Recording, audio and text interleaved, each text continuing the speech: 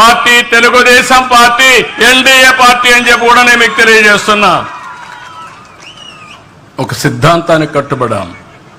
మనుషుల్ని మనుషులుగా ట్రీట్ చేయాలి, మనుషులను మనుషులుగా చూడాలి, మానవత్వంతో బ్రతకాల్సిన అవసరం ఉంది. అలాంటి కార్యక్రమానికి శ్రీకారం చుట్టాం.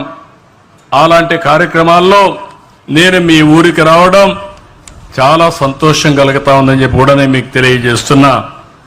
ఇంకో పక్క జగజీవన్ రామ్ గారిని ఒక స్ఫూర్తిగా మనం తీసుకోవాల్సిన అవసరం ఉంది. చిన్నప్పుడు స్కూల్లో ఉన్నప్పుడే అసమానతల గురించి వ్యతిరేకించిన వ్యక్తి. స్కూల్లో 2 కుండల సిద్ధాంతం ఉంటే కుండలు పగలగొట్టి ఇది తప్పని ఆ రోజే నినదించిన వ్యక్తి జగజీవన్ రామ్ గారు అని చెప్పి కూడా నేను మీకు తెలియజేస్తున్నా. అదే మరి ఇంకో పక్కన చూస్తే ఆయన కూడా ఒక సాధారణ కుటుంబంలో పుట్టాడు, అసాధారణమైన శక్తిగా తయారయ్యాడు. కేంద్రంలో మీరు చూస్తే 1935 నుంచి 77 వరకు రాజకీయాల్లో ఉన్నాడు. మొట్టమొదటిసారిగా కేంద్రంలో మంత్రి అయ్యాడు, ఉప ముఖ్యమంత్రి అయ్యాడు, రక్షణ మంత్రి అయ్యాడు.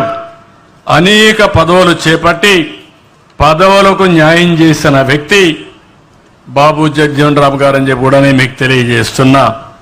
30 ఏళ్లు కేంద్రంలో మంత్రిగా ఉన్నాడు. దగ్గర 40 సంవత్సరాలు, 36 నుంచి 86 వరకు 50 సంవత్సరాలు ఎంపీగా ఉన్నాడు. ఇది అరుదైన అనుభవం. ఒక వ్యక్తికి ప్రత్యేకమైన లక్షణాలుంటే తప్ప ఇది సాధ్యం కాదని చెప్పి కూడా నేను మీకు తెలియజేస్తున్నా. ఇలాంటి కార్యక్రమాలు చేసి ఈ రోజే నేను హాస్టల్కి వెళ్ళాను, పిల్లలను చూశాను. 98% ఎస్సీ ఎస్టీ పిల్లలే ఉన్నారు, ఎస్సీ పిల్లలే ఉన్నారు. ఆ పిల్లలు చూస్తే నాకు అనిపించింది మట్టిలో మాణిక్యాలు. ఆ పిల్లలు వాళ్ళ చదివిస్తే ప్రపంచాన్ని శాసించే శక్తి ఉంది. వాళ్ళతో నేను ఇంటరాక్ట్ అయ్యాను, నాకు చాలా ఆనందం కలిగింది. ఈ విధంగా ఈ రోజుట్లో అందరికంటే మిన్నగా ఆలోచిస్తున్నారు, కానీ వాళ్ళకు డబ్బులు లేదు, కానీ ఆలోచనలో మాత్రం ఎవరికంటే ఆ పిల్లలు తక్కువ కాదని మరొకసారి మీ అందరికీ విజ్ఞప్తి చేస్తున్నా. అవసరమైతే వాళ్ళ బాగా చదివించాలని, అందరి పిల్లల్ని ఒక పద్ధతి ప్రకారం రెసిడెన్షియల్ స్కూల్స్లోనే నాణ్యమైన విద్య ఇవ్వాలని దానికి కూడా ఆలోచిస్తున్నాం. అనేక కార్యక్రమాలు ఎస్సీల కోసం చేశాం. ఈరోజు రెసిడెన్షియల్ స్కూల్స్ ఉన్నాయంటే ఆ రోజు ఎన్టీ రామారావు గారు ప్రారంభించింది ఆ స్కూల్స్ అన్ని. 97లో స్టడీ సెంటర్లు పెట్టాం. 90 సివిల్ గ్రూప్స్కి అయితే పోటీ పడడానికి ఎస్సీ విద్యార్థులకు ప్రత్యేకమైన శిక్షణా కార్యక్రమాలు పెట్టాం. ఈరోజు నేను ఒకటే ఆలోచించాను, ముందు గ్రామం కంటే ఎస్సీ కాలనీలో సిమెంట్ రోడ్లు వేయాలని, ఇండ్లు కట్టాలని, తద్వారా ఎస్సీల్లో కూడా ఒక ఆలోచన విధానం మారుతుంది. రెండవది ఎస్సీల్లో కూడా ఒక నమ్మకం వస్తుందనే ఉద్దేశంతో ఈ కార్యక్రమాలు చేశాం. 200 యూనిట్లు కరెంటు ఉచితంగా ఇచ్చాం. ఇప్పుడు సోలార్ కానీ ఇవన్నీ పెట్టి ఈరోజు మీరు చూస్తే దాని పేరు కూడా బాబు జగజీవన్ రామ్ జ్యోతి కింద 200 యూనిట్లు కరెంటు ఉచితంగా ఇచ్చామంటే అది ఈ ప్రభుత్వం యొక్క చిత్తశుద్ధిని మరొకసారి విజ్ఞప్తి చేస్తున్నా. ఈరోజు ఇంకొక పక్కన చూస్తే ఈరోజు దగ్గర అందరి పిల్లల్ని చదివించాలని రిజర్వేషన్లు 14 నుంచి 15% పెంచాం. ఇంకో పక్క ప్రమోషన్లో రిజర్వేషన్లు పెట్టిన పార్టీ తెలుగుదేశం పార్టీ.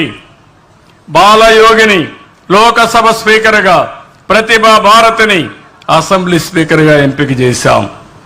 నారాయణన్ని దేశ అధ్యక్షుడిగా ఎంపిక చేయడంలో కీలకమైన పాత్ర పోషించాం. జగజీవన్ రామ్ గారికి